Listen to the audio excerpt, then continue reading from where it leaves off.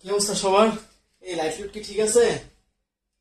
আমাদের এই পাশের লাইটটা নষ্ট হয়ে গেছে। হ্যাঁ, আহ, আমাকে একটু বলেন যে যে দেখা যায় কিনা, না হলে আমি একটা লাইটের ব্যবস্থা করি, পাশে একটা লাইট লাগাই দিই। হ্যাঁ,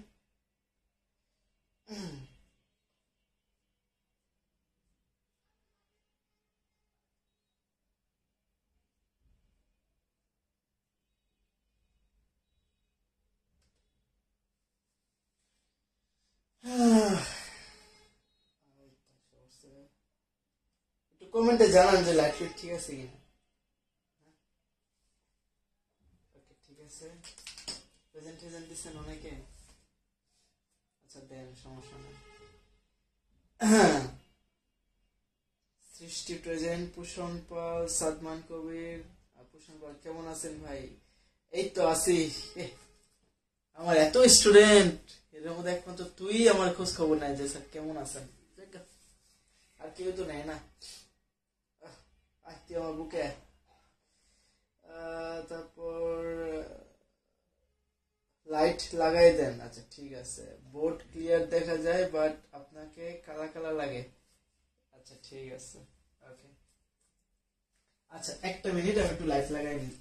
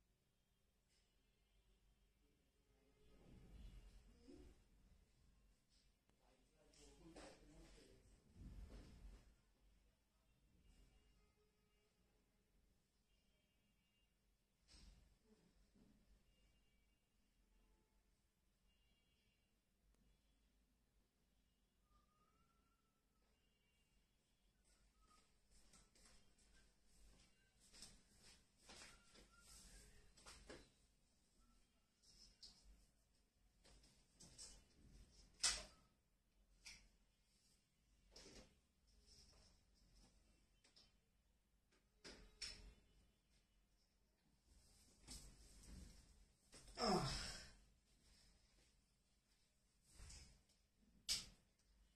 এই তো।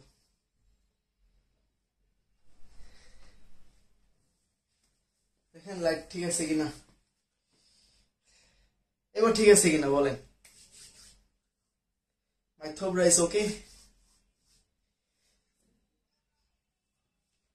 চলেন শুরু করি।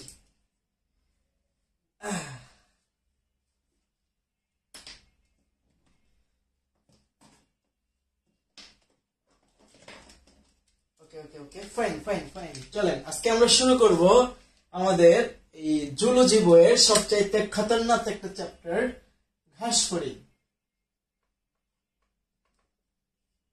ঠিক আছে, ঘাস ফড়িং নিয়ে আমরা ঘাস ফড়িং নিয়ে আমরা শুরু করবো। ঠিক আছে, তো প্রথম যে ইনফরমেশন ঘাস ফড়িং সম্পর্কে, লিখেন একটু। এটি একটি পতঙ্গ। এটি একটি পতঙ্গ। আর একটু কিছু বলে রাখি এই চ্যাপ্টারটা শুরু করার আগে, এই চ্যাপ্টারটা আপনাদের জীববিজ্ঞানের বা জুলজির একটা কঠিন, আবার আরেক অর্থে সহজ একটা চ্যাপ্টার। তার কারণ হচ্ছে এটার যে কনসেপ্ট গুলা বা ওয়ার্ড গুলা, এই ওয়ার্ড গুলা কিন্তু মোটামুটি একটু হার্ডার, মানে অন্যান্য চ্যাপ্টারের তুলনায় একটু হার্ড। এবং এখানে কিন্তু তুমি খুব একটা বেশি কিওয়ার্ড পাবা না, বা খুব একটা বেশি টেকনিক পাবা না। কারণ এগুলা এভাবেই, মানে যেগুলো তোমার একটু টেকনিক ছাড়া পড়তে হবে, ছন্ন বিচ্ছন্ন, মানে ছিন্ন বিচ্ছিন্ন ভাবে পড়তে হবে। ঠিক আছে, একটা প্রাণীকে আমরা অ্যানালাইসিস করব, তার ভিতরে কি আছে সেগুলো আমরা দেখব। এগুলাই জাস্ট ইমাজিনেশন পাওয়ার দিয়ে এগুলোকে দেখতে হবে। এই জিনিসটার এই নাম, ওই জিনিসটার এই নাম, নামগুলা মনে রাখতে হবে। বুঝতে পারছি? এটা হচ্ছে ব্যাপার। সো বেস্ট ওয়ে হচ্ছে আপনারা কষ্ট করে প্রত্যেকটা ক্লাসে শুরুতে খাতা কলম নিয়ে একটু বসবেন সবাই। ঠিক আছে, যে যেখানেই থাকেন, অনেকে মাঠে থাকতে পারেন, ঘাটে থাকতে পারেন, খাটে থাকতে পারেন, বাথরুমে থাকতে পারেন, তো যে যেখানেই থাকেন, ঠিক আছে, তো খাতা কলম নিয়ে একটু বসেন কষ্ট করে। হ্যাঁ, আচ্ছা, একটু লিখতে হবে। হ্যাঁ, সবাই একটু লিখবেন। ঠিক আছে, আচ্ছা। ঘাস ফড়িং কি? এটি একটি পতঙ্গ। ঠিক আছে, তো কেন এটা পতঙ্গ, ওয়াই, কেন এটাকে পতঙ্গ বলা হয়? তার মানে পতঙ্গের কিছু বৈশিষ্ট্য থাকবে, তাই না? কেন এটাকে পতঙ্গ বলি? কারণ হচ্ছে দেহ, মস্তক, বক্ষ এবং উদরে বিভক্ত। উদরে বিভক্ত তার মানে দেহ তিনটা অংশে বিভক্ত। আমরা যদি ঘাস হরিণকে দেখি তার দেহ তিনটা অংশ, একটা হচ্ছে তার মাথা, একটা হচ্ছে তার বক্ষ বা বুক, একটা হচ্ছে উদর বা পেট। ঠিক আছে ভাই? ওকে। 2 নাম্বার হচ্ছে এদের সন্ধিযুক্ত উপাঙ্গ থাকে। কি থাকে? সন্ধিযুক্ত উপাঙ্গ থাকে। কয়টা থাকে? 3 জোড়া। 3 জোড়া। যেমন আমরা যদি বলি যে এটা হচ্ছে আমার একটা ধর এটা একটা তেলাপোকাই ধরো, সাপোজ কথার কথা। ঠিক আছে? তো তোমরা জানো যে তেলাপোকার যে পা, এগুলো কিন্তু বুক থেকে বের হয় এবং জোড়ায় জোড়ায় বের হয়। বুক থেকে বা মাঝখান থেকে জোড়ায় জোড়ায় বের হয়। তো যে উপাঙ্গগুলা বডির মধ্যরেখা বরাবর তৈরি হয়ে দুই পাশে জোড়ায় জোড়ায় অবস্থান করে, মধ্যরেখা বরাবর তৈরি হয়ে উৎপত্তি লাভ করে দুই পাশে জোড়ায় জোড়ায় অবস্থান করে, তাদেরকে আমরা কি বলি? সন্ধিযুক্ত উপাঙ্গ। ঠিক আছে? সন্ধিযুক্ত উপাঙ্গ বলি। এবং এটা কয় জোড়া? বা এটা 3 জোড়ার মতো থাকে। ঠিক আছে? আচ্ছা, তারপর তোমরা দেখবা যে আমরা যদি তেলাপোকা, যেহেতু তেলাপোকা আমাদের অনেক ফ্যামিলিয়ার একটা প্রাণী, সো তোমরা জানো যে তেলাপোকার দুই পাশে 2টা পুঞ্জাক্ষী থাকে। ঠিক আছে? এই যে তার মানে এদের কি থাকে? পুঞ্জাক্ষী থাকে। কি থাকে? পুঞ্জাক্ষী থাকে। কয়টা থাকে? 1 জোড়া। 1 জোড়া পুঞ্জাক্ষী থাকে। ঠিক আছে? তো আমরা যদি ওয়ার্ডটাকে, উপাঙ্গগুলি কি বুক থেকে বের হয় না? আচ্ছা, উপাঙ্গগুলা তোমার বুক থেকে বের হয় বা উদর অংশ থেকেও বের হয়। ঠিক আছে? বাট আমরা বলি দেহের মধ্যরেখা বরাবর বা মধ্যরেখা থেকে বের হয়। ঠিক আছে? আচ্ছা, তারপর আসে লাস্ট, সেটা হচ্ছে 1 জোড়া অ্যান্টেনা থাকে। কি থাকে? 1 জোড়া অ্যান্টেনা থাকে। অ্যান্টেনা কি? অ্যান্টেনা হচ্ছে এই যে ঘাস করে এর এই দিক বরাবর, বা এটা যদি তেলাপোকা ধরে দেখবো, তেলাপোকার সামনের দিকে একটা চুলের মতো অংশ থাকে, দুই পাশে। ঠিক আছে? তো এটা এদেরকে বলা হয় অ্যান্টেনা। তাহলে আমরা একটু লিখি কোন জিনিসটা কি নাম। এটা হচ্ছে অ্যান্টেনা, এটা হচ্ছে পুঞ্জাক্ষী, এটা হচ্ছে সন্ধিযুক্ত উপাঙ্গ,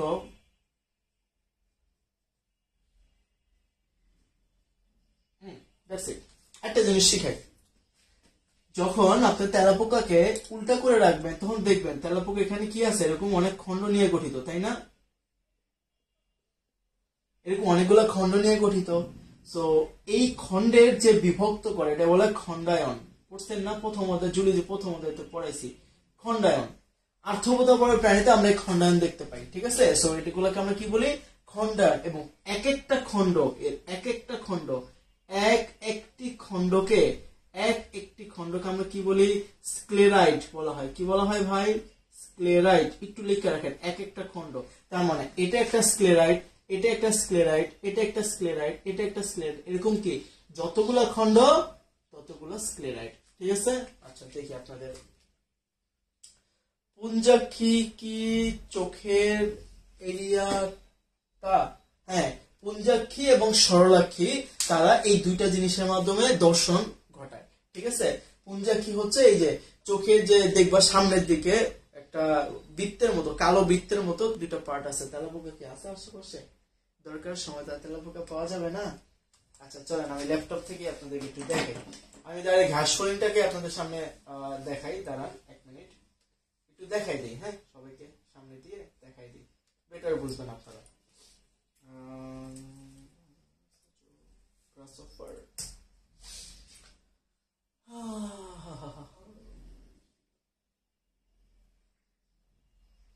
আচ্ছা, একটা ফানি পিকচার পাইছি, সো এটাকে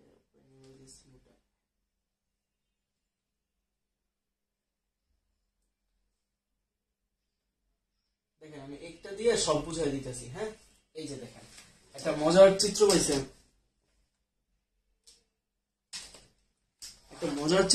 ঠিক আছে? ফানি চিত্র পাইছি, দেখছেন কি সুন্দর চিত্র। আচ্ছা, মার্কেটটা কোথায়? অনলাইন ক্লাসে এই ব্যাপারটা মানে যে কোনো কনসেপ্ট একটু ডিপলি বোঝানো যায়, বুঝছেন? দেখেন এই যে এটা, এই যে চোখ, এর এই চোখগুলো হচ্ছে পুঞ্জাক্ষী, ঠিক আছে? এই যে চোখ, দুইটা চোখ, এই চোখগুলো হচ্ছে পুঞ্জাক্ষী। এই যে উপরের দিকে ডান্ডা দুইটা ঝুলা রয়েছে, সরলাক্ষী, সরি অ্যান্টেনা। এদেরকে আমরা কি বলবো? এটা হচ্ছে অ্যান্টেনা, ঠিক আছে? এই যে তার মুখ, ঠিক আছে? তারপর এটা হচ্ছে তার মাথা, এটা কি তার মাথা। তারপর এটা হচ্ছে তার বক্ষ, এটা হচ্ছে কি তার বক্ষ।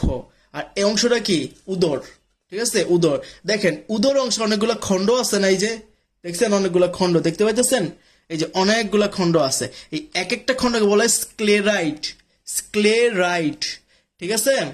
পুষণ স্ক্লেরাইট, স্ক্লারিড না, স্ক্লেরাইট, স্ক্লেরাইট।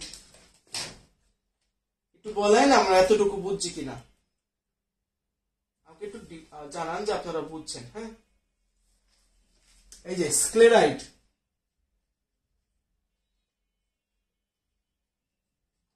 বুঝলাম, এতটুকু মুছে দেব।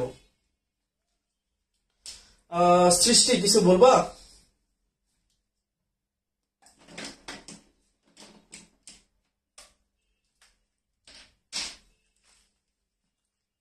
তাহলে আমি মুছে দিলাম। হ্যাঁ, আশা করি তোমরা বুঝছো। তাহলে এতটুকু মুছে দিলাম। আচ্ছা, এটা মুছে দিই, কিছু ইনফরমেশন লিখে রাখি আমরা। হ্যাঁ, একটু লেখেন আপনারা। হ্যাঁ, যে এরা তৃণভোজী বা শাকাশী, এরা তৃণভোজী বা শাকাশী। শাকাশী মানে কি? এরা হচ্ছে ঘাস, লতা পাতা এগুলা খেয়ে বেড়ায়। যেহেতু ঘাস ফড়িং বলা হয়েছে, অর্থাৎ এই সকল, এরা হচ্ছে ফড়িং ধর্মের এক ধরনের প্রাণী যারা ঘাসের উপর লাফিয়ে চলে, এই জন্য এদেরকে বলা হয় ঘাস ফড়িং। তাহলে যে সকল প্রাণী ঘাসের উপর ফড়িং এর মতো লাফিয়ে চলে তাদেরকে আমরা কি বলি? ঘাস ফড়িং বলি। এবং আরেকটা ইনফরমেশন মনে রাখতে হবে, সেটা হচ্ছে প্রতিকূল পরিবেশে এরা প্রায় 15 কিলোমিটার পর্যন্ত উড়ে মাইগ্রেশন ঘটায়। মাইগ্রেশন মানে কি? মাইগ্রেশন মানে হচ্ছে পরিযান বা দেশান্তর, বা এক দেশ থেকে অন্য দেশে যাওয়া, বা এক এলাকা থেকে অন্য এলাকায় যাওয়া। তো তারা কি করে? তারা হচ্ছে স্থানান্তর ঘটায় প্রায় 15 কিলোমিটারের মতো, ঠিক আছে? আচ্ছা, সৃষ্টি আবার একটু বুঝাবেন? কোন জিনিসটা আবার একটু বুঝাবো? আমাকে একটু বলো কোন জিনিসটা আবার একটু বুঝাবো।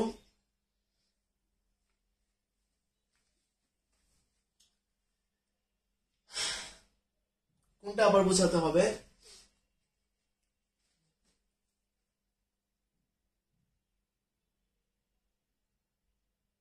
স্ক্লেরারের ব্যাপারটা আমরা একটু পরে আসবো। হ্যাঁ, স্ক্লেরার যদি বুঝতে হয় আমরা একটু পরে আসবো আবার, বাট এখানে ছিল বিধায় আমি বুঝাই দিছি। এটা ছাড়া মানে স্ক্লেরারটা বোঝা ছাড়া বাকিগুলো আমরা বুঝছি কিনা একটু বলেন, ঠিক আছে?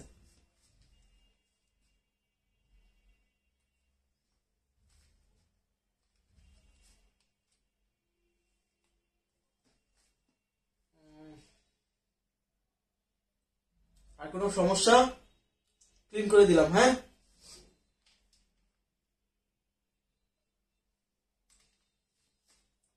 কমেন্ট কি আমার এখানে আসছে না? আচ্ছা পুরাটা, আচ্ছা পুরাটা একটু রিক্যাপ করে দিচ্ছি আমি। এটি একটি পতঙ্গ, মানে ঘাস ফড়িং হচ্ছে একটা পতঙ্গ ধর্মের প্রাণী। কেন? কারণ তার দেহটা মস্তক বা মাথা, বক্ষ বা বুক এবং উদর বা পেট, এই 3টা অঞ্চলে বিভক্ত। এগুলাকে বলা হয় অঞ্চল, ঠিক আছে? এগুলা হচ্ছে এক একটা অঞ্চল, এগুলো হচ্ছে এক একটা অঞ্চল, মোট 3টা অঞ্চলে বিভক্ত, ঠিক আছে? তোমরা পড়ছো না আর্থপোডা পড়ো, প্রাণীরা কি অঞ্চলায়ন প্রদর্শন করে, এ হচ্ছে অঞ্চল, ঠিক আছে? আচ্ছা, তারপর হচ্ছে সন্ধিযুক্ত উপাঙ্গ থাকে, যে উপাঙ্গগুলা দেহ মধ্যরেখা বরাবর এটা উৎপত্তি লাভ করে দুই পাশে ছড়ায় এবং এগুলো জোড়ায় জোড়ায় থাকে, এদেরকে বলা হয় সন্ধিযুক্ত উপাঙ্গ। কয়টা থাকে? মোট 3 জোড়া থাকে, ঠিক আছে? মোট 3 জোড়া থাকে। পুঞ্জাক্ষী থাকে, পুঞ্জাক্ষী মানে কি? পুঞ্জ যোগ অক্ষী, অর্থাৎ অনেকগুলো অক্ষীর সমষ্টি, এটাকে বলা হয় পুঞ্জাক্ষী। কয়টা থাকে? 1 জোড়া থাকে, 1 জোড়া পুঞ্জাক্ষী থাকে। এন্ড দেন 1 জোড়া অ্যান্টেনা থাকে। অ্যান্টেনা কোনটা? এই যে দেখেন এখানে লম্বা করে যেটা বের হয়েছে, দ্যাট ইজ অ্যান্টেনা। তাহলে কয়টা থাকে? সো 1 জোড়ার মতো অ্যান্টেনা থাকে, ক্লিয়ার? এন্ড দেন এটা একটি পতঙ্গ শেষ। এরা তৃণভোজী বা শাকাশী, কারণ হচ্ছে এরা খাদ্য হিসেবে বিভিন্ন ঘাস লতা পাতা এগুলাকে খেয়ে থাকে এবং এরা প্রায় 15 কিলোমিটার পর্যন্ত উড়ে মাইগ্রেশন সম্পন্ন করে। ব্যাপারটা হচ্ছে যখন ঘাস ফড়িং একটা এলাকায় সে টিকে থাকতে পারতেছে না, খাদ্যের অভাবে হোক বা পরিবেশের অভাবে হোক, তো সে যখন টিকে থাকতে না পারে তখন সে কি করে, তার দলবল নিয়ে অন্য একটা এলাকায় চলে যায়। এটাকে বলা হয় মাইগ্রেশন করে এবং এই মাইগ্রেশনের সময় তাকে অনেক দূর বা অনেক পথ পাড়ি দিতে হয়। তো এই পথটা অলমোস্ট সে কি করে, অলমোস্ট একটানা সে 15 কিলোমিটার পর সে একটানা উড়ে সেটা পাড়ি দিতে পারে, একটানা উইদাউট এনি রেস্ট। ঠিক আছে, so 15 kilometre is a huge distance. Imagine যে সে কি পরিমাণ তোমার পরিশ্রম করতে পারে। হ্যাঁ, এবার একটু বলেন তো বুঝছেন কিনা আপনারা, ক্লিয়ার কিনা আমাকে একটু বলেন। আমি শুরুতে ও আচ্ছা আচ্ছা আচ্ছা, এবার বলেন ক্লিয়ার কিনা। হ্যাঁ, আমি স্ক্লেরিটি একটু পড়ে আসতেছি। ওকে, থ্যাংক ইউ। ওকে, এবার আসে ঘাস ফড়িং এর শ্রেণীবিন্যাস। একটু তোমরা পড়ে নিও। হ্যাঁ, ওটা তো আমার বোঝানোর কিছু নাই। তার পর্ব কোনটা, আথবটা পর্বে, তারপর শ্রেণী কোনটা, তারপর তার বর্গ কোনটা। হ্যাঁ, একটু পড়ে নিও, আমি ওটা দেখাইলাম না, বই থেকে পড়ে নিও। ঠিক আছে, আমি একটু সামনের দিকে আগাচ্ছি।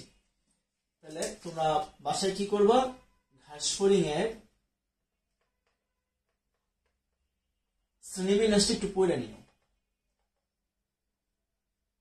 ঠিক আছে, এবং ঘাস ফড়িং এর যে সাইন্টিফিক নেম পইকিলোসেলাস পিকটাস, এটা একটু দেখে নিও। হ্যাঁ, আচ্ছা, তাহলে লিখে এলাম না, আমরা এর পরবর্তী পার্টে চলে যাই।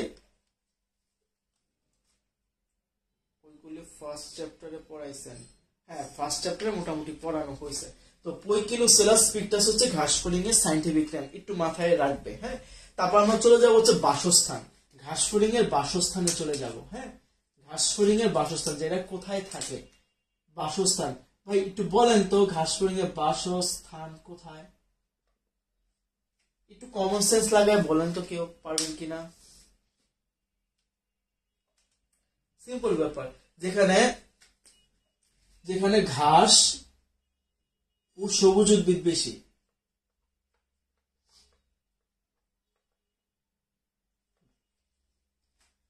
হ্যাঁ, ঘাস, গুড। যেখানে ঘাস এবং সবুজ উদ্ভিদের পরিমাণ কি বেশি, সেই জায়গাটায় কি হয়, সেই জায়গাটা হচ্ছে তোমার ঘাস ফড়িং এর বাসস্থান। সে ওইখানেই থাকতে পছন্দ করে, কারণ তার খাদ্য কি, ঘাস এবং কি বিভিন্ন সবুজ উদ্ভিদের বিভিন্ন সবুজ পার্টস। ওকে, এগুলো তার খাদ্য। ওকে, তারপর তারপর এদের স্বভাব, 2 নম্বর পার্ট, এদের স্বভাব। স্বভাব জিনিসটা কি, একটু বলেন। স্বভাব হচ্ছে এরা কিভাবে থাকতে পছন্দ করে। এরা এককভাবে থাকে অথবা দলবদ্ধভাবে থাকে।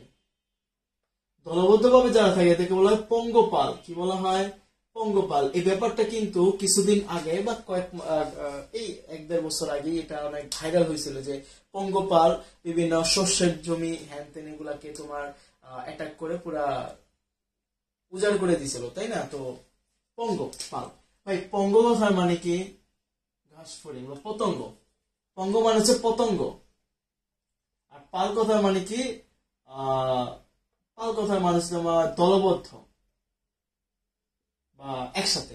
অর্থাৎ যখন পতঙ্গ গুলা সবাই একসাথে দল বাইন্দা চলে, ঠিক আছে, তখন কি করে, তখন তারা প্রচুর পরিমাণে আমাদের শস্য জমির অনেক বিনষ্ট করে। কি করে, শস্য জমির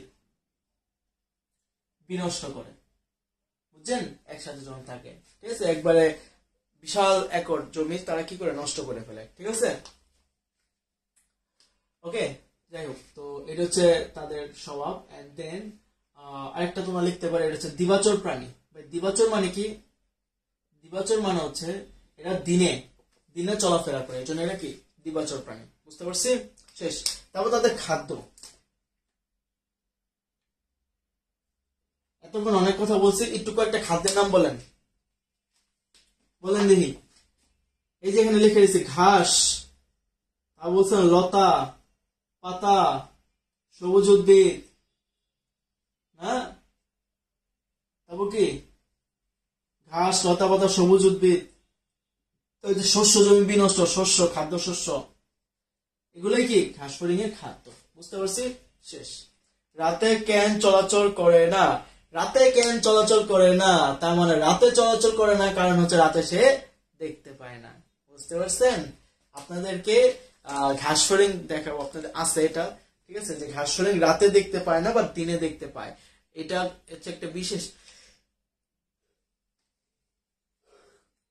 সরি, এটা হচ্ছে একটা বিশেষ ধরনের দর্শন কৌশল। সে তোমার অ্যাপোজিশন এবং সুপার পজিশন, ঠিক আছে, দেখাবো না। ওমাটিডিয়ামের মাধ্যমে সে কিভাবে রাতের বেলা দেখতে পায় না এবং দিনের বেলায় দেখতে পায়। দিনের বেলায় দেখতে পায় দীঘা সে দিনের বেলা চলাফেরা করে দিবাচল প্রাণী, আর রাতে সে দেখতে পায় না, এই জন্য সে চুপচাপ বসে থাকে এক টিপার মধ্যে। বুঝছেন? এই আর কি অবস্থা। গ্রাস, স্মল ট্রিজ, গ্রিন প্ল্যান্টস, আরে বাপরে বাপ, সেই সেই। আমার নেটওয়ার্কে কি সমস্যা দেখা দিতেছে? আমার ল্যাপটপে কিন্তু স্লো হইতেছে। নেটওয়ার্কে কি সমস্যা নাকি ঠিকঠাক আছে সব? আমাকে একটু বলেন তো ভাই, নেটওয়ার্ক ঠিক আছে কিনা আমাকে একটু বলেন। এতটুকু ক্লিয়ার প্লাস ঠিক আছে সব? আমার ল্যাপটপ স্লো হয়ে গেছে, আটকে গেছে আমার ল্যাপটপে। আচ্ছা, নেট ঠিক আছে, ওকে। তাহলে আমার ল্যাপটপের সমস্যা, বহু বছরের পুরানো ল্যাপটপ তো, এই 2 বছর হবে।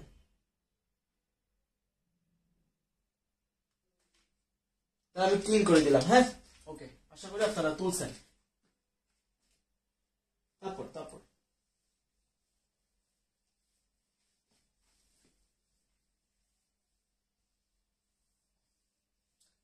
এরপর গুরুত্বপূর্ণ একটা টপিক পড়াবো, বাহ্যিক অঙ্গ সংস্থান। ঘাস ফড়িং এর বাহ্যিক অঙ্গ সংস্থান। বাহ্যিক অঙ্গ সংস্থান জিনিসটা কি দেখেন। বাহ্যিক কথার মানে হচ্ছে বাহিরের দিক থেকে, আর অঙ্গ সংস্থান মানে কি অঙ্গের যে অবস্থান, অর্থাৎ বাহ্যিক দিক থেকে তার কোন অঙ্গ কিভাবে আছে, ঠিক আছে, সেটা হচ্ছে বাহ্যিক অঙ্গ সংস্থান। জি স্যার, প্রবলেম। আচ্ছা, অনেকের কি নেট প্রবলেম করতেছে?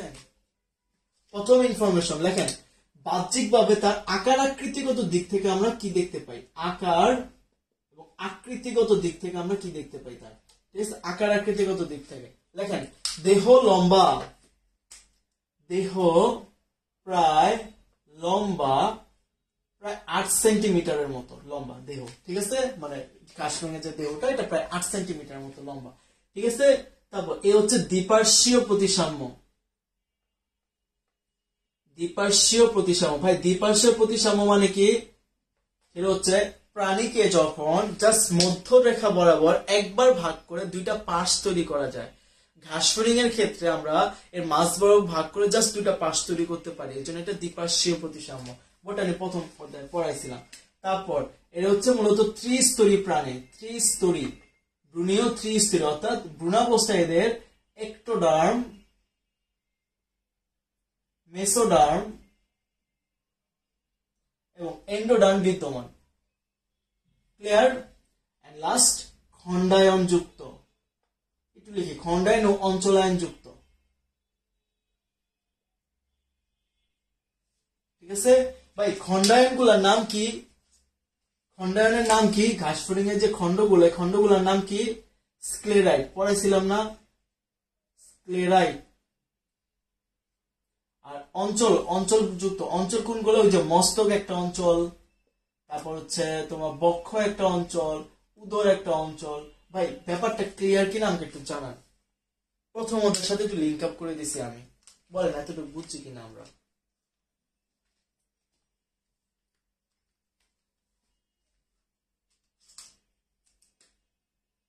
দুই নাম্বার, বর্ণ। এরা হচ্ছে মূলত সবুজ,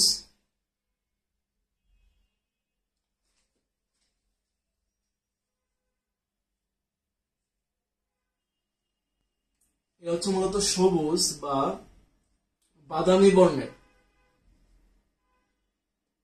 অনেকে বলে এটা নাকি হলদে সবুজ, ঠিক আছে, সবুজ বাদামি বর্ণের, বা অনেকে কি হলদে সবুজ। হ্যাঁ বুঝছেন, গুড। একটু কমেন্ট করবেন, হ্যাঁ, সবাই বুঝছি কিনা। ওকে, সো সবুজ এবং কি অনেকটা বাদামি বর্ণের, বুঝতে পারছি, বা হলদে সবুজ। তো এই যে সবুজের মধ্যে হলুদ বা এরকম একটা যে স্ট্রাকচারটা, ঠিক আছে, এটাকে বলা হয় কি মিশ্রিত বর্ণ। তো এই মিশ্রিত বর্ণের কারণে, কিসের কারণে ভাই? মিশ্রিত বর্ণের কারণে, মিশ্রিত বর্ণের কারণে বিভিন্ন রঙের,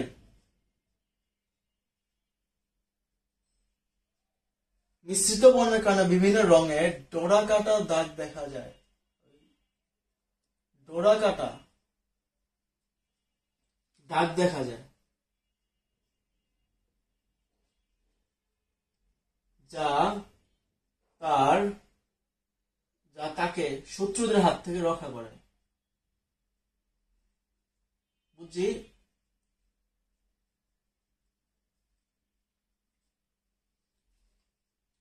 তার যে বর্ণ, যেমন সবুজ, বাদামি, হলদে, সবুজ, তো এরকম মিশ্রিত বর্ণ হওয়ার কারণে তার যেই দেহের মধ্যে বিভিন্ন রঙের ডোরা কাটা দাগ দেখা যায়, ঠিক আছে।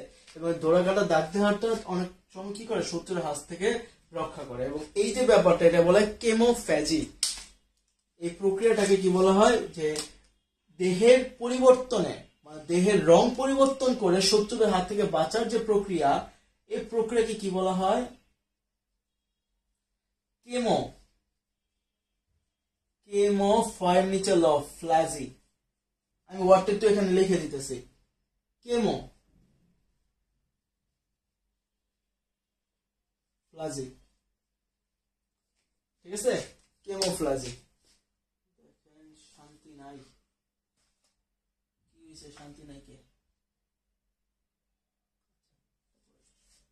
আপনার নেটওয়ার্কের প্রবলেম করতেছে।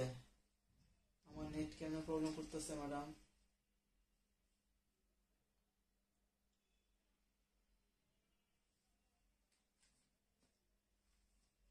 আচ্ছা বলেন, বুঝছি কিনা কেমোফ্লাজি ব্যাপারটা, বুঝছি কিনা?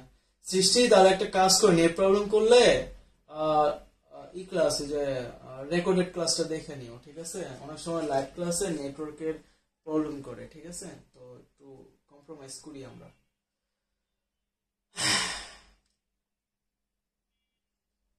আমরা ঘাস ফড়িং বেশি পড়বো না, অল্প অল্প করে পড়বো, ঠিক আছে। মানে প্রথম দিকটা একটু টাফ, অল্প অল্প করে পড়বো। বাট প্রথম 2 ক্লাস পরে আমরা পড়া একটু টানবো, ঠিক আছে। আগে থেকে বলে দিয়েছি, প্রথম 2 ক্লাস আমি আস্তে আস্তে পড়াবো, কারণ চ্যাপ্টারটা ধরতে হবে, বুঝতে হবে, অনেক কিছু আছে। হ্যাঁ, আর হ্যাঁ, আরেকটা কথা, আপনারা যদি কেউ শীট নিতে চান এই চ্যাপ্টারের, বোটানি 2, ঘাস ফড়িং আর রুই মাছ, 3টা চ্যাপ্টার একসাথে শীট আছে। বোটানি 2, ঘাস ফড়িং, রুই মাছ, 3টা চ্যাপ্টারের শীট একসাথে আছে।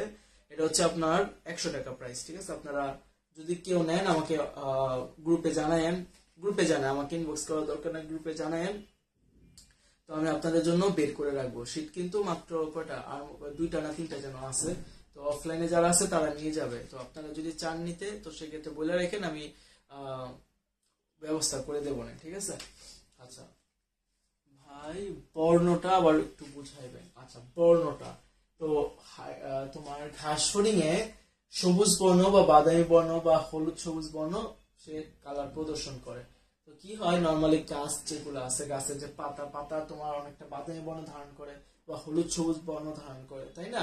পাতা তো বিভিন্ন কালারের হয়। তো এই মিশ্রিত বর্ণ, ঘাস ফড়িং যে মিশ্রিত বর্ণ, এই মিশ্রিত বর্ণের কারণে তারা কি হয়, বিভিন্ন রঙের ডোরা কাটা দাগ দেখা যায়, যা কি করে তাকে গাছ বা লতা পাতার মাঝে, মানে তোমাকে গাছ বা লতা পাতার মাঝে তাকে লুকায় রাখতে সাহায্য করে। এবং এই লুকায় রাখাটাই হচ্ছে কি তার শত্রুদের হাত থেকে রক্ষা। অর্থাৎ শত্রুরা তাকে কি করতে পারে না, ডিটেক্ট করতে পারে না, কারণ দেখতে তো প্রায় সেমই, তাই না? গাছ লতা পাতার মতো। দেখবো কিছু কিছু যে ডিসকভারি বা ন্যাশনাল জিওগ্রাফিতে দেখায় যে দেখতে পাতা, একদম পাতা, বাট এটা একটা ফড়িং, ঘাস ফড়িং টাইপের কিছু একটা, ঠিক আছে। তো এই ব্যাপারটাকে, এই প্রক্রিয়াটাকে বলে কেমোফ্লাজি, অর্থাৎ একদম পরিবেশের সাথে মিশে যাওয়া, মিশে গিয়ে শত্রুদের হাত থেকে নিজেকে রক্ষা করা, এই ব্যাপারটাকে বলা হয় কেমোফ্লাজি। বুঝতে পারছি? এই যে আমি এখানে লিখে দিছি, একটু বলেন তো এবার বুঝছি কিনা। আচ্ছা, আমার জন্য একটা শীট রেখেন। আচ্ছা ঠিক আছে ভাই, আমারে না বললে একটু গ্রুপে বললেন, আমি গ্রুপে একসাথে বললে দিয়েন শীট লাগবে, তাহলে আমাকে আমি ওই হিসাব করে সবার জন্য একটা ওইভাবে লিখে দেবো, ঠিক আছে। একটু পার্সোনাল ইনবক্স করলে তো সমস্যা, ঠিক আছে। ওকে, নেক্সট নেক্সট এরপর আমরা চলে যাবো বহিকঙ্কাল। বহিকঙ্কাল আকার আকার আকৃতি বর্ণশেষ, তারপর যাবো বহিঃকঙ্কাল। কঙ্কাল মানে তো আমরা বুঝি, তাই না ভাই? কঙ্কাল মানে তো আমরা বুঝছি, কঙ্কাল মানে হচ্ছে তার দেহ যে আবরণ দ্বারা আবৃত, সরি সরি সরি, তার দেহ শক্ত যে জিনিসটা দ্বারা গঠিত, হ্যাঁ, তার বোনস বা এই কঙ্কাল, হ্যাঁ ওইটা। তাহলে এখন আমরা শিখবো হচ্ছে বহিঃকঙ্কাল। ওকে,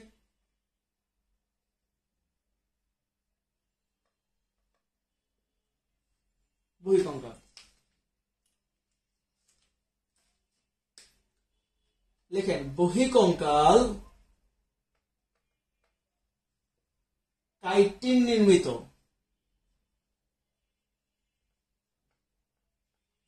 কিউটিকল দ্বারা গঠিত।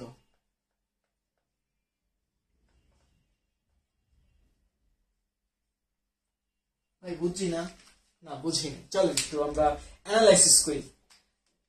আমার কাছে পার্সোনালি এই যে কেমিক্যাল যে ওয়ার্ড গুলো আছে এগুলোকে অ্যানালাইসিস করতে আমার পার্সোনালি ভালো লাগে, ঠিক আছে, কারণ এগুলা নিজে নিজে অনেক রিসার্চ করে বের করছি। তো দেখেন কাইটিন জিনিসটা কি, কিউটিকল জিনিসটা কি, হ্যাঁ চলেন।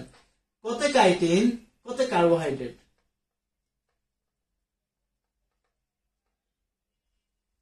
কার্বোহাইড্রেট কি দ্বারা গঠিত? কার্বো মানে কার্বন, হাইড্রেট মানে পানি, তাহলে কার্বন হাইড্রোজেন অক্সিজেন দ্বারা গঠিত। কয় কার্বন বিশিষ্ট? 6 কার্বন বিশিষ্ট। জিনিসটা কি দাঁড়ালো? C6H12O6। হ্যাঁ দেখেন বুঝেন কিনা, কার্বোহাইড্রেট, কার্বন আর পানি, 6 কার্বন বিশিষ্টের ভিতরে 6 দিয়ে গুণ করে দিছি, ঠিক আছে, মানে এটা একটা গ্লুকোজ। ভাই একটু দেখেন তো, যদি কাইটিন এই গ্লুকোজ দ্বারা গঠিত হইতো তাহলে এই কাইটিনের নামের শেষে ওজ উচ্চারণ হইতো না, আমাদের কোনো ওয়ার্ডের শেষে ওজ উচ্চারণ হওয়া মানে কি? সেটা গ্লুকোজ, সরি সেটা কার্বোহাইড্রেট। তাহলে এর নাম শেষে কেন ওজ উচ্চারণ হয় নাই? কারণ এটা শুধুমাত্র এই কার্বন হাইড্রোজেন অক্সিজেন দ্বারা গঠিত না। তাহলে কি আছে? কার্বন হাইড্রোজেন অক্সিজেনের পাশাপাশি এর মধ্যে ন4 নাইট্রোজেন থাকে। কি ফর্মে থাকে?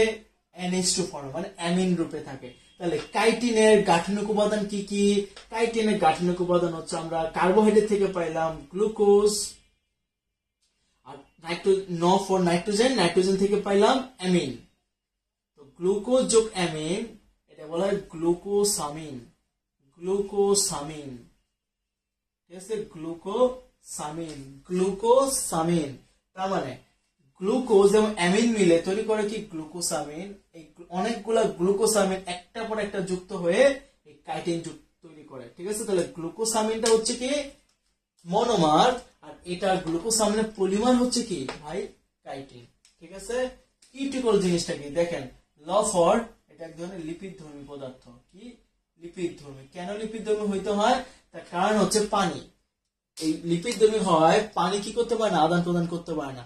ঘাস ফড়িং কিন্তু বাহিরে রোদ বৃষ্টি ঝড়ে কিন্তু অনেক সে ভিজে যায়, সো ভিজে যাওয়ার ফলে তার ভিতরে যেন পানি ঢুকতে না পারে, এই জন্য বহিঃকঙ্কালে কি থাকে? একটা কিউটিকল থাকে। কিউটিকল কি করে? লিপিড ধর্মী হয়, তার দেহ অভ্যন্তরে পানি প্রবেশ করতে পারে না। বুঝতে পারছেন? আচ্ছা একটু জানান ভাই, এই ব্যাপারটা আমরা বুঝছি, হ্যাঁ একটু কমেন্ট করেন, কষ্ট করে একটু কমেন্ট করেন, এই ব্যাপারটা বুঝছি। বেশি কিছু নয়, আর 15-20 মিনিটে শেষ করে ফেলবো, ঠিক আছে। আমি বললেই দিয়েছি নেক্সট ক্লাসটা আর একটু মানে একটু উইয়ার্ড হবে, তারপরে ক্লাস থেকে আবার মজা পাবেন, এই জন্য প্রথম দুইটা ক্লাস একটু শর্ট পড়াবো, ঠিক আছে ভাই, একটু জানান। হ্যাঁ বুঝছি,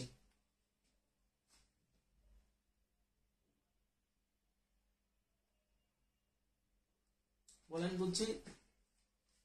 গ্লুকোসামিনটা আর একটু বুঝান। গ্লুকোসামিনটা হচ্ছে এই যে বহিঃকঙ্কাল কাইটিন দিয়ে গঠিত না, তো কাইটিনকে ভাঙলে আমরা যে কার্বোহাইড্রেট থেকে পাইছি গ্লুকোজ, আর ন4 নাইট্রোজেন, নাইট্রোজেন থেকে আছে অ্যামিন, NH2 হচ্ছে অ্যামিন মূলক।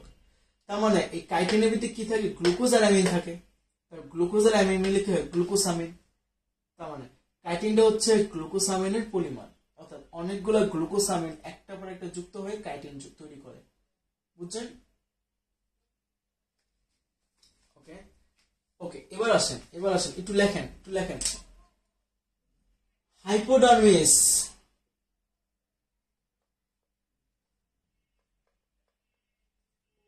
কি বললাম?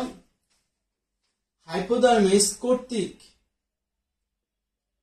নিঃসৃত পদার্থে হাইপোডার্মিস কর্তৃক নিঃসৃত পদার্থে কি তৈরি হয়? বহিঃকঙ্কাল তৈরি হয়।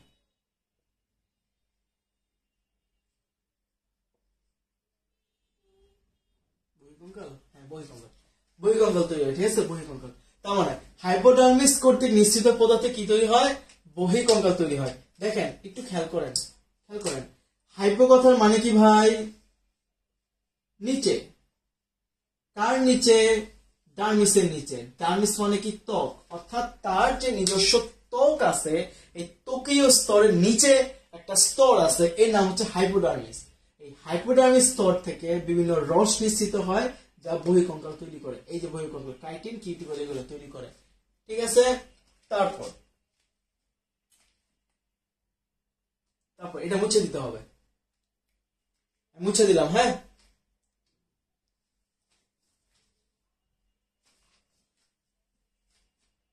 মুছে দিলাম।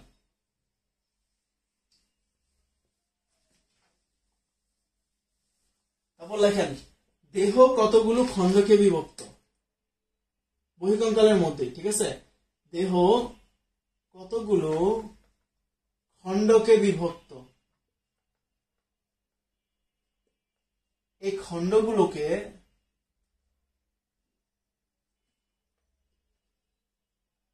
স্ক্লেরাইট বলে, ঠিক আছে। আমি একটু আরেকবার দেখাই তোমাদের। সাদমান কবির, বুচ্চি বানান কেমনে রে ভাই? তোমাদেরকে বুচ্চি বানান শেখাতে হবে, এত সুন্দর টাইপিং।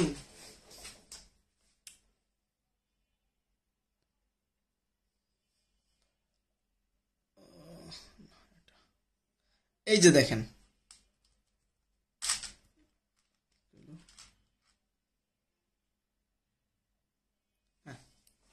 Let's see. এই যে দেখেন, আমি একটু জুম করলাম।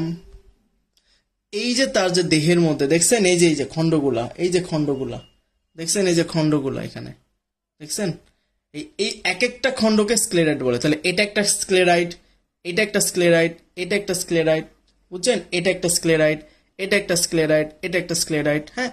এই খণ্ডগুলাকে আমরা কি বলি? স্ক্লেরাইট। তার মানে দেহ কতগুলো খণ্ডকে বিভক্ত, এই খণ্ডগুলোকে আমরা কি বলি? স্ক্লেরাইট বলি। এই খণ্ডগুলোকে আমরা কি বলি? স্ক্লেরাইট বলি, ঠিক আছে। আচ্ছা, তো স্ক্লেরাইটটা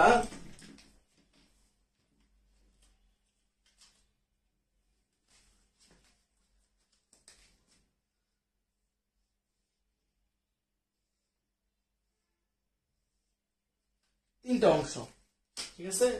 চলেন একটু পড়ি। সামনের দিকে বা সামনে এটা হচ্ছে পার্শ্বীয়, আর হচ্ছে পেছনে।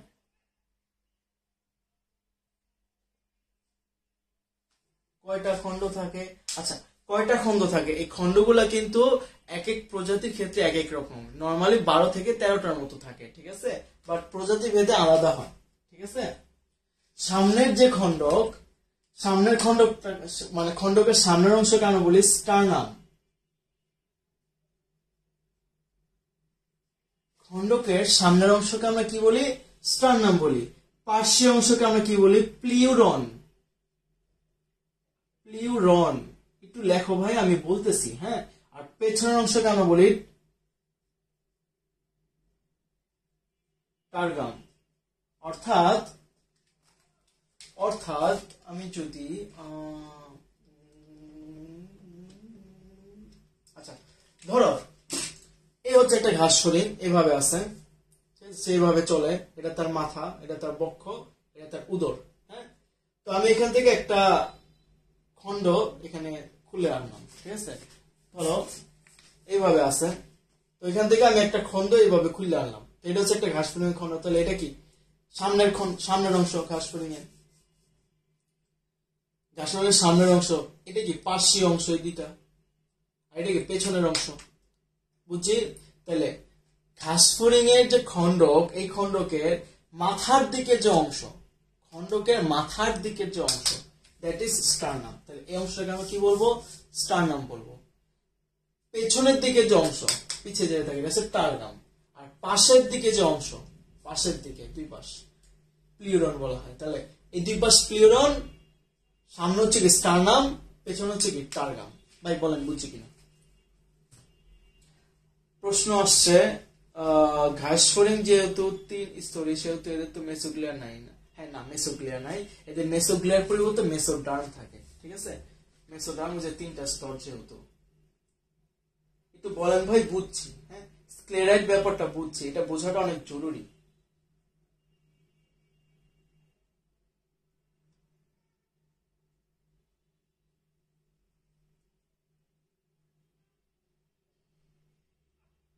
আমাকে একটু জানান, আমাকে একটু জানান যে আপনারা বুঝছেন। ঠিক আছে, একটু কুইকলি জানান সবাই। ঠিক আছে,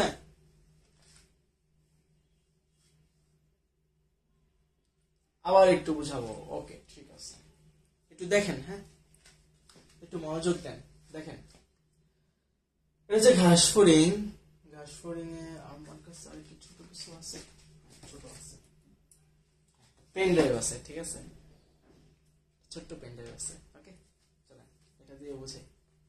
দেখেন ঘাস ফড়িংটা এইভাবে আছে, এইভাবে আছে, সেইভাবে চলাফেরা করতেছে, বুঝছেন কথা? তো কি হয়, এটা তার মাথার সামনের দিক, এটা তার পেছনের দিক। ঠিক আছে, মস্তক, বক্ষ, উদর। ওকে, আমি কি করলাম, এখান থেকে একটা খন্ড, দেখেন আমি কোন পজিশনে বের করতেছি খন্ডটা, এই যে এই পজিশনে বের করছি খন্ডটা। ঠিক আছে, এটা কি তার সামনের অংশ, এই সামনে মাথা, পেছনে কি উদর, দুই পাশে। তাহলে এই যে এটা কি, যেহেতু এটা একটা খন্ড, আমরা ঘাস ফড়িং থেকে একটা খন্ড নিয়ে আসছি, এটা একটা স্ক্লেরাইট। এই স্ক্লেরাইটের সামনের দিকের অংশকে আমরা কি বলবো, এই যে সামনের দিকের অংশকে আমরা কি বলবো, স্টারনাম। তাহলে এটা হচ্ছে স্টারনাম, এই পার্টটা হচ্ছে স্টারনাম, পেছনের পার্টটা কি টারগাম, আর দুই পাশের অংশকে আমরা কি বলবো, প্লিউরন। এখন ধরো ঘাস ফড়িং এর সার্জারি করবা, তার 10 নম্বর খন্ডকে সমস্যা হয়েছে। 10 নম্বর খন্ডকে কোন জায়গায় সমস্যা হয়েছে, তার কি স্টারনাম অঞ্চলে সমস্যা হয়েছে, প্লিউরন অঞ্চলে সমস্যা হয়েছে, নাকি টারগাম অঞ্চলে সমস্যা হয়েছে? এটার জন্য আমরা কি করি, এই ব্যবস্থাগুলো নিই। ঠিক আছে, আচ্ছা নেট প্রবলেম করতেছে ভাই, নেট প্রবলেম করলে একটু কষ্ট করে রেকর্ডেড ক্লাসটা করো। হ্যাঁ ওকে, যদি বেশি সমস্যা হয়, আর যদি দেখা যায় মোটামুটি চলে তাহলে ইটস ওকে। শেষ আমাদের বাহ্যিক অঙ্গ সংস্থান। পরবর্তী টপিক, আজকে লাস্ট টপিক, এটা একটু অল্প একটু পড়াবো। ঠিক আছে, ঘাস ফড়িং এর দেহ, দেহের মধ্যে জাস্ট মস্তকটা পড়াবো। অফলাইনে এতটুকুই পড়াইছি। ঘাস ফড়িং এর দেহ, মস্তক। ওকে,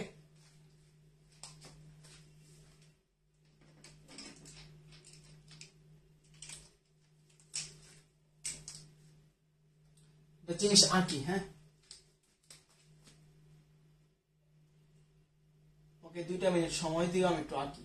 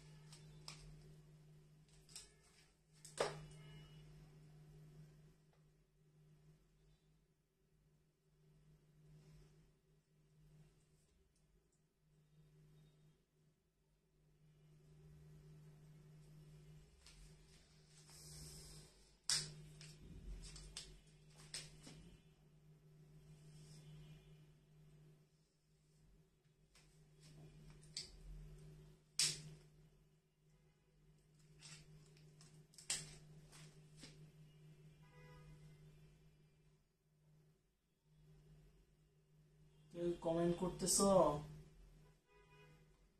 কিভাবে, কি বলে ভাবে দাও ঠিক হবে, কানের মতো করে দিই বেটার হবে।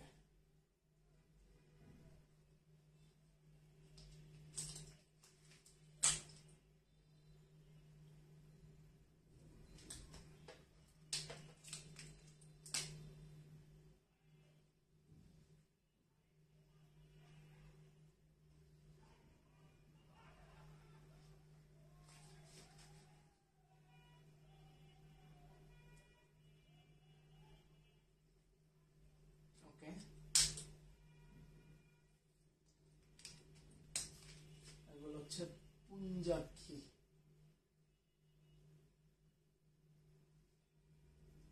আর এটা হচ্ছে অ্যান্টেনা।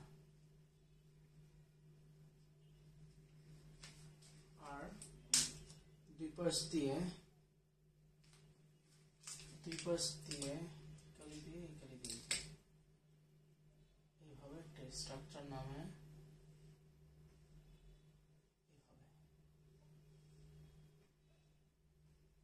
ওকে।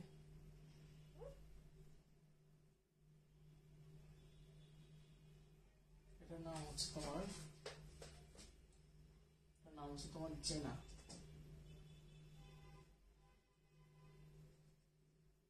বাইরে লিখে দিই।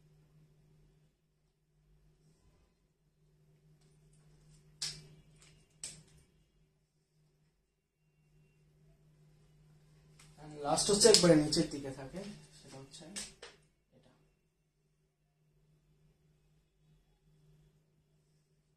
ক্লাইপিয়াস।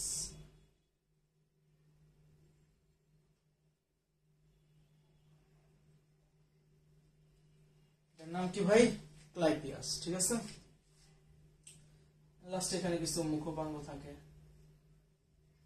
ওকে, আমরা ঘাসফড়িং এর মস্তক নিয়ে আলোচনা করতেছি। এখানে আমরা যে চিত্রটা দিয়ে রাখছি, এই চিত্রটা হচ্ছে মস্তকের একটা ডায়াগ্রামেটিক চিত্র। তো ফেসটাকে আমরা ধরো ফটোকপির মেশিনে এভাবে রাখছি, রাখার পর আমরা এটাকে একটা ফটোকপি করে এখানে দিছি। একবার সামনের দিকে কি দেখা যায়? হ্যাঁ, এটা কিন্তু ঘাসফড়িং এর ভেতরে থাকা, আই রিপিট, ভেতরে থাকা বোনস বা অস্থিগুলা। হিউম্যান থেকে যখন তুমি চোখ এগুলো সব সরাই নেবা, স্কিন বাইরের স্কিনটা সরাই নেবা, যে কঙ্কালটা দেখতেছো এটা হচ্ছে সেই কঙ্কালটা ঘাসফড়িং এর। ভাই বুঝছি, চলেন লেখেন। ঘাসফড়িং এর মস্তকে 6টি খণ্ড থাকে।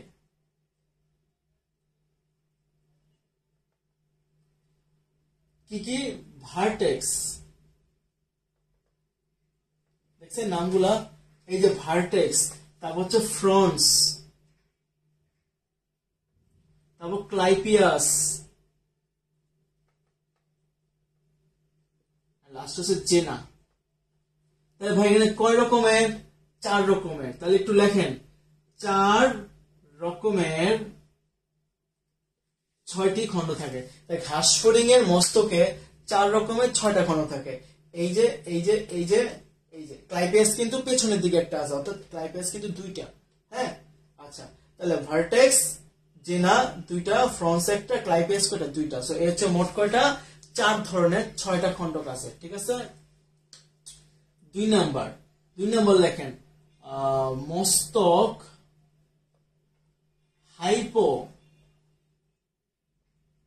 হাইপোগন্যাথাস প্রকৃতির।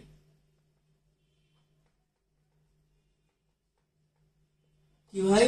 মস্তক হচ্ছে হাইপোগন্যাথাস প্রকৃতির। মস্তক হচ্ছে কি? হাইপোগন্যাথাস প্রকৃতির। চলেন একটু কিওয়ার্ড রিসার্চ করি। What is hypognathous? হাইপো কথার মানে কি? নিচে। তার মানে নিচে কি? ন্যাথাস, বা তোমরা ন্যাথোস্টোমাটা পড়ছো না? ন্যাথো মানে কি? চোয়াল। তার মানে কি? এই যে এদের যে মস্তকটা, এই মস্তকের নিচে কি থাকে? চোয়াল থাকে। এই জন্য এদের মস্তকটা কি প্রকৃতির? হাইপোগন্যাথাস প্রকৃতির। কিছু কিছু প্রাণী আছে এটা চোয়ালটা মস্তকের উপরে, মানে চোয়াল উপরে মস্তক নিচে। আর আমাদের ক্ষেত্রে কি?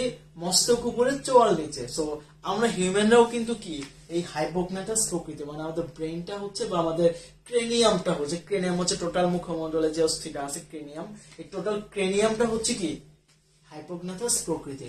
বুঝতে পারছি? ক্লিয়ার? আচ্ছা, তারপর লেখেন বহিকঙ্কালকে, ঘাসফড়িং এর যে বহিকঙ্কাল, এই বহিকঙ্কালকে হেড ক্যাপসুল কি বলা হয়? হেড ক্যাপসুল বা এপিক্রেনিয়াম। দেখছেন, আপনাদেরকে বলছিলাম ক্রেনিয়াম মানে কি? ক্রেনিয়াম মানে হচ্ছে মস্তকটা। ঠিক আছে, টোটাল মুখমণ্ডলের মস্তকটা। তাহলে এটা কি? বহিকঙ্কাল মানে কি? বাইরের যে কঙ্কাল। হেড ক্যাপসুল মাথার দিকে, এই জন্য কি এপিক্রেনিয়াম। এপি মানে কি? বাহিরে। ঠিক আছে, এপি মানে কি? বাহিরে। এখানে দেখেন এক জোড়া কি আছে? পুঞ্জাক্ষী আছে। এক জোড়া পুঞ্জাক্ষী এবং কি আছে, এক জোড়া অ্যান্টেনা আছে। একটু লেখেন, এক জোড়া পুঞ্জাক্ষী ও এক জোড়া অ্যান্টেনা আছে। ঠিক আছে ভাই, আরেকটা জিনিস আমি এখানে দিয়ে রাখছি, দেন ভার্টেক্স এর নিচে 3টা ফোঁটা দেয়া আছে। এই ফোঁটাগুলা কি? এই ফোঁটাগুলো হচ্ছে সরলাক্ষী। পার্থক্য কোনটা কেমনে কি ভাই, দুইটাই অক্ষী, দুইটার কাজ ভিন্ন। আমরা দর্শন কৌশলে গিয়ে শিখবো, আগে বললে কিছুই বুঝবেন না। আলোর তীব্রতার পরিমাপ, আলো তীব্রতা নিয়ন্ত্রণ করে, আর একটা দেখতে সাহায্য করে। যাই হোক, তো পুঞ্জাক্ষীর হচ্ছে মূলত দেখতে সাহায্য করে, আর সরলাক্ষীর হচ্ছে কি তীব্রতা নিয়ন্ত্রণ করে। ভাই কেমনে করে আমরা দর্শন কৌশলে গিয়ে শিখবো, ঠিক আছে? প্যারা নিয়েন না, পড়াবো এগুলা। তাহলে সরলাক্ষী কটা থাকে? সরলাক্ষী থাকে 3টা। এই যে 1 2 3, 3টা কি থাকে? সরলাক্ষী থাকে। ঠিক আছে, আর লাস্ট এক সেট মুখপাঙ্গ থাকে, এক সেট মুখপাঙ্গ থাকে। ঠিক আছে, বলেন তো বুঝছি কিনা? এক সেট মুখপাঙ্গ থাকে। এই যে মুখপাঙ্গ, এই মুখপাঙ্গ কিন্তু আমরা আগামী ক্লাসে পড়াবো। ঠিক আছে, মুখপাঙ্গটা আমরা আগামী ক্লাসে পড়াবো, এবং এই মুখপাঙ্গ থেকে তোমরা একটা এমসিকিউ মাস্ট কমন পাবা, ইটস গ্যারান্টি। আমি তোমাকে গ্যারান্টি দিতে পারি, মুখপাঙ্গ থেকে একটা এমসিকিউ মাস্ট কমন পাবা। ঠিক আছে, এই জন্য আমি এই পার্টটাকে একটু স্লোলি পড়াচ্ছি, সামনে টানবো পড়া। ঠিক আছে ভাই, আমাদের ক্লাস শেষ, বলেন বুঝছি কিনা? চ্যাপ্টারটা যেহেতু একটু অন্যরকম, এই জন্য একটু শর্ট করে পড়াচ্ছি। হ্যাঁ, বলেন ভাই বুঝছি না? আমাদের ক্লাস শেষ, বেশি প্যারা নিয়ে নি। ওকে, গরম লাগতেছে আজকে, কি লেখা বুঝাচ্ছি না।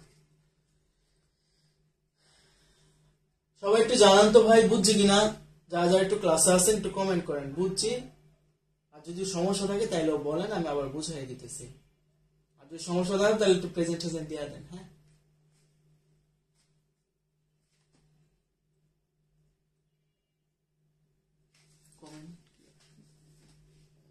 হ্যাঁ বুঝছি। ওকে, থ্যাংক ইউ।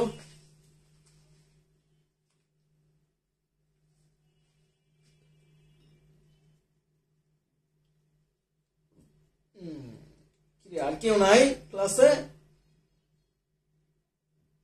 ওকে, এপিক্রেনিয়ামটা বুঝান।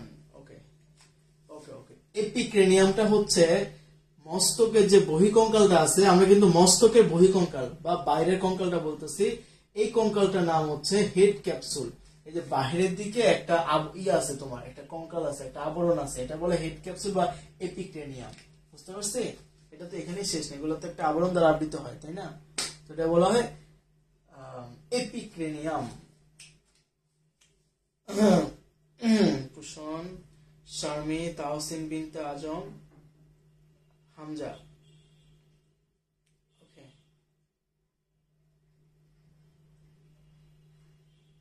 আর কি কেউ আছেন? তাহলে ক্লাস আমি এখানে শেষ করতেছি। আমি 1 মিনিট সময় দিচ্ছি, যদি কারো কোনো সমস্যা থাকে আমাকে জানাইতে পারেন। 1 মিনিট সময় দিচ্ছি আপনাদের। আইমান জাকির প্রেজেন্ট, স্নেহা কর্মকার প্রেজেন্ট।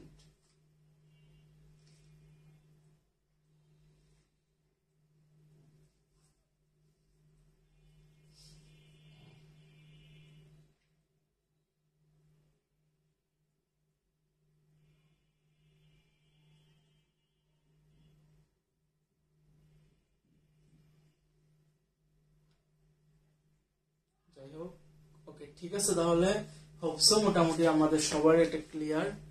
তো তোমাদের কার কোনো প্রবলেম নাই। সো তোমাদের একটা রিকোয়েস্ট থাকবে যে তোমরা বাসায় একটু পড়ো। হ্যাঁ, এই যে জিনিসগুলো যেগুলো করাইছে এগুলো একটু বাসায় একবার একটু চেক দিবা। ওকে, হোমওয়ার্ক দিলাম না, তোমরা জাস্ট বাসায় চেক দিবা, নিজ দায়িত্বে চেক দিতে হবে এখন। তো যাই হোক, আমরা তাহলে ক্লাস আজকে এই পর্যন্ত রাখতেছি। সবাই ভালো থেকো। ঠিক আছে, টাটা, বাই বাই।